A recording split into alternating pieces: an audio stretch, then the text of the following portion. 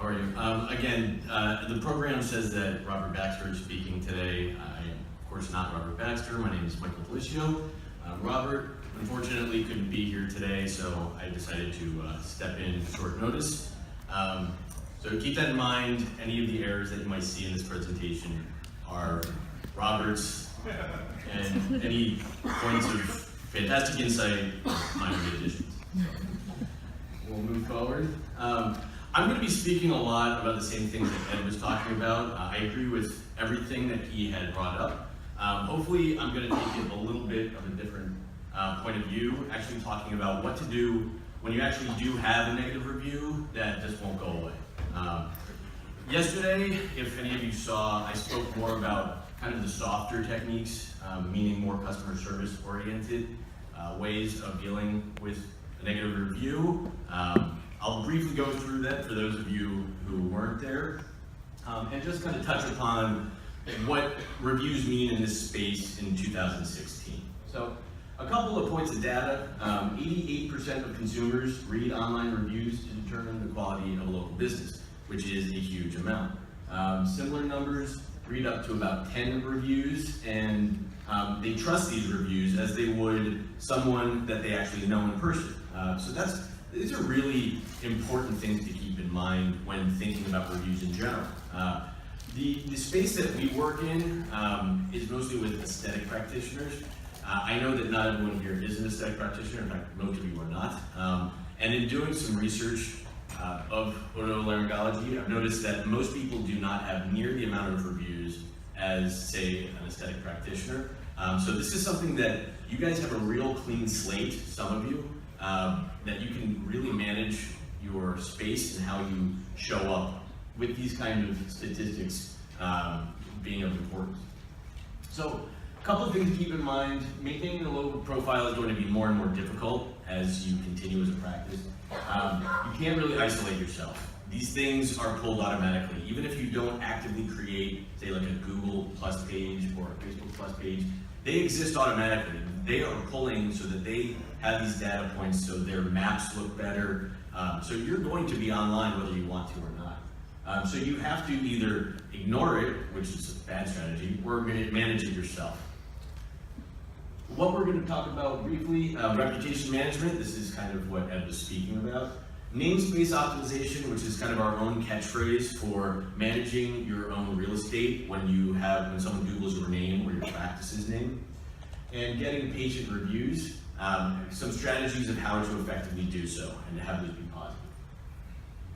These are just a couple brief points I want to go over that I spoke of yesterday with respect to HIPAA. If you do get a negative review, keep in mind that responding online may be hazardous, legally speaking, that you might actually be, say, they could talk about everything that you did, and if you acknowledge that online, that could be a violation of HIPAA. So you never really want to kind of, like a bull in a china shop, rush forward and deal with an online review, no matter how painful it may be to see that review online. One of the things we talked about yesterday was in really fomenting customer service internally, kind of trying to contact that person offline and seeing if you can work something out. Sometimes people will be amenable to that, sometimes they won't. So today I'm going to be talking more about what to do if you've got something that's not going away. So what we kind of preach is that a good defense is a strong offense. You want to leverage the sites out there so that you can kind of manage your space and kind of push down those negative reviews so that even if they do appear, they will be kind of lost in all the positivity that you've been able to garner. One of the stats that I showed on the previous slide was that 57% of customers kind of give a jaundiced eye to anything that's 100% positive. They get skeptical. And the reason is they have right to be. A lot of people get fake reviews.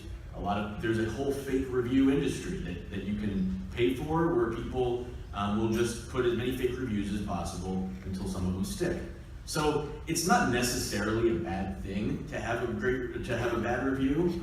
It's not great, obviously, but if you're looking at a restaurant and you see 9 people saying how fantastic this restaurant is, and then one person talking about, it's terrible, you're more likely to ignore that and be like, well, maybe that person had a bad night, or maybe just very difficult to please.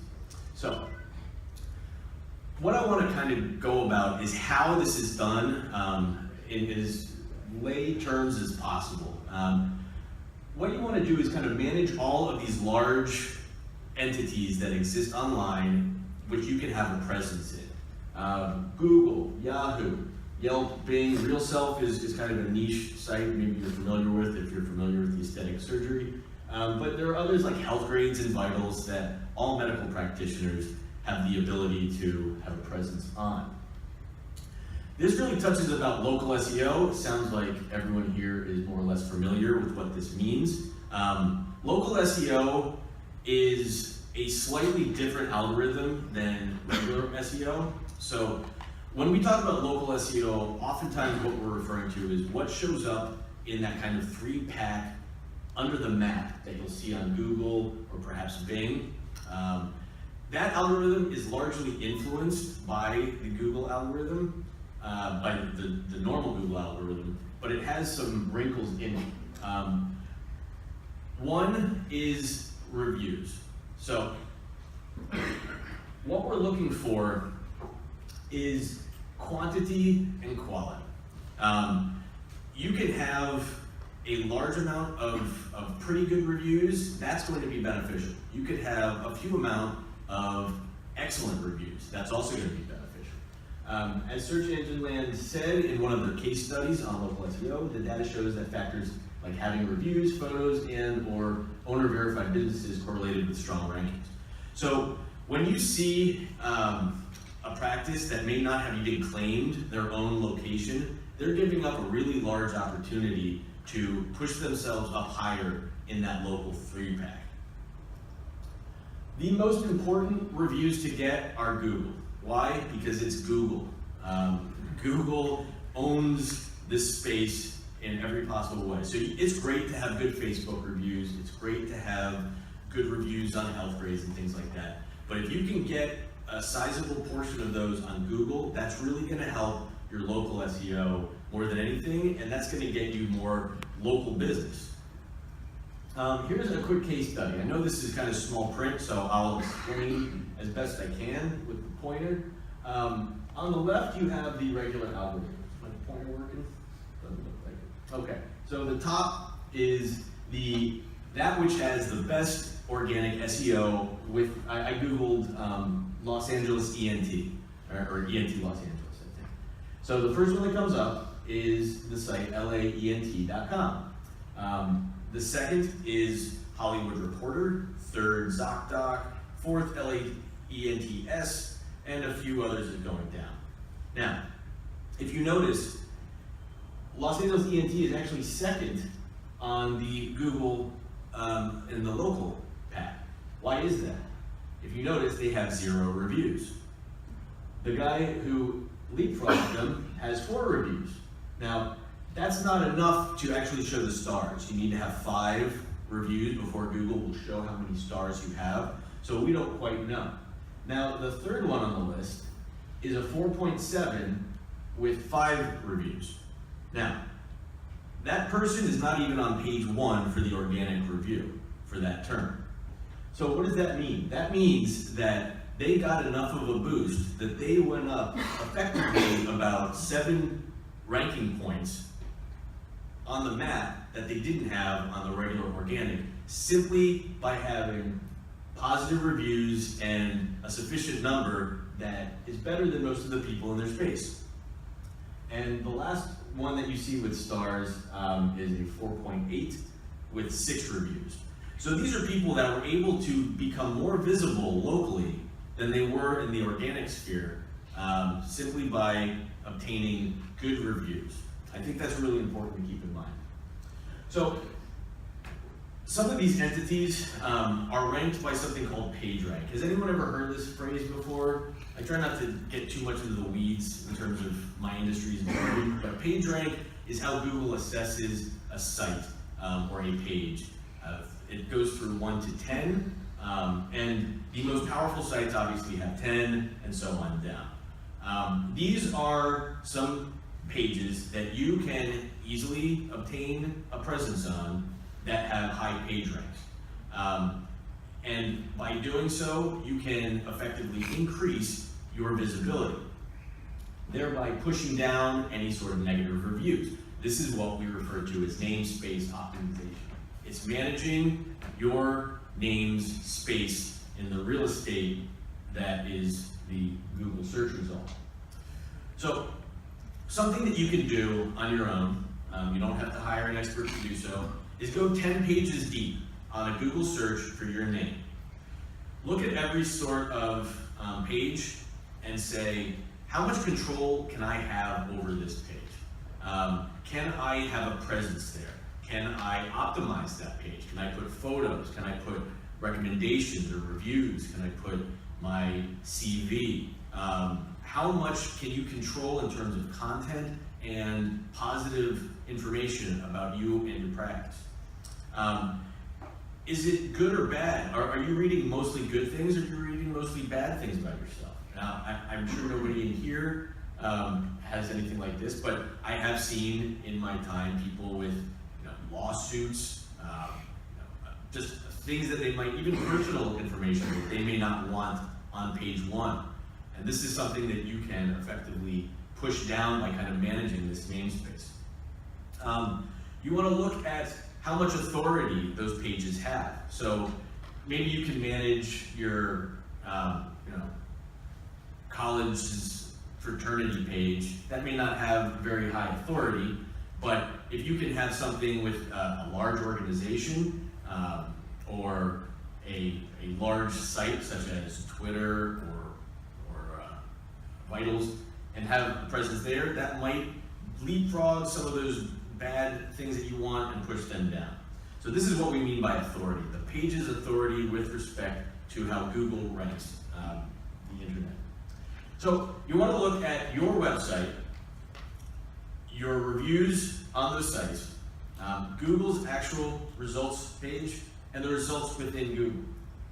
So one of the things that you can help to kind of make your own site shine a little brighter is through something called structure markup, also known as rich snippets.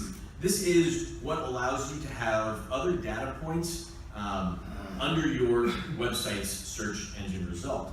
You may see this, perhaps you're looking for a concert, and you'll actually see, like, you'll Google the concert, and you'll see that they'll have viewing times, or maybe a movie, and it's right there on Google. That's done through rich snippet technology. It's by taking data points, pulling them, and then putting them on the result to make things a little bit more convenient for the browser. In this case, we tend to put the reviews from an entity right on the Google engine result, so that when people see it, they say, okay, this is a high result in the actual Google results page. So here's an example of that. This is one of our clients. You see on the right something what's called the knowledge graph.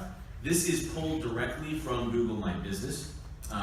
It gives information such as the location, the phone number, the hours, and just a couple smattering of reviews there at the bottom. This is a great thing to be able to manage. This doctor has 45 Google reviews, 5 stars, unheard of, excellent.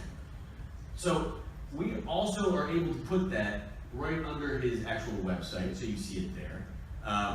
You've got a couple of his other pages below, and then you have one of his managed properties at the 5th spot. Now, I could go down the spot, and I know for a fact that everything on this page is something that is either managed or that we have tried to optimize on his behalf. So everything that you see on page 1, and I believe even page 2, is nothing but positive, based on what we were able to do.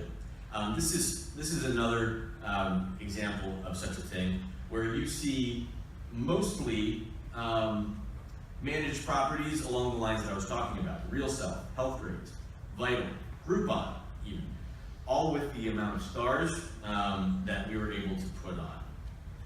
Am I doing okay on time? Great, okay.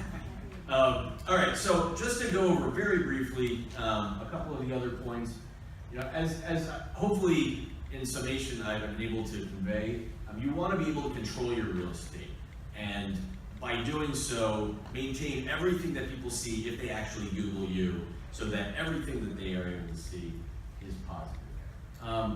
A couple of tips that I'll just briefly go through in order to get these good reviews. I believe Ed covered most of them, to be honest, so I can kind of run through them. Make sure that you get people while they're happy. I think that's the most important point. While they're in the office, see if they'll get something on your behalf. And there are ways of, they may not be somebody who may be the most tech savvy, but you can help them identify what they liked and what they didn't like. The one last point I want to make quickly is to kind of organize this for them. So give them kind of a form to fill out where they can say, how was the waiting experience? How was the doctor experience? How was the follow-up experience?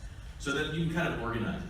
Because oftentimes what will happen is somebody will say, oh, everything was great, but I didn't like the waiting room music, so I give it a 3 out of 5. If you can kind of manage their expectations through some sort of form, they can say, you know what, I did have a really good experience. I think that was more of a 5 out of 5.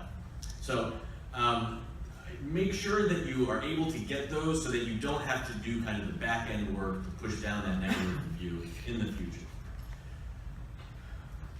I'm out of time, so I will skip the last slide. My name is Michael Glishino. I'm the Director of Digital Marketing for Surgeons Advisor here in Miami Beach.